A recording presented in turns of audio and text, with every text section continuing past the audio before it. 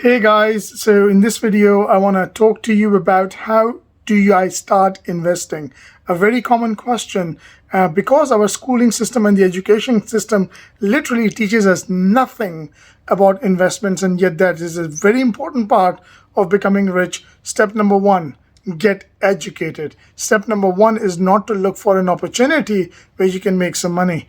Step number one is to get educated. The biggest enemy for you on making bad investments is not being educated. So that's important. Think of someone who flunked or failed civil engineering going to build bridges. That's a very bad idea. Similarly, if you're not educated on investments, guess what? The number one thing is get educated. Get the basics. I'm not asking you to do a PhD, but get the basics and then use those basics to learn how to invest in the fundamentals. That's the number one thing you need to learn on how to get into investing.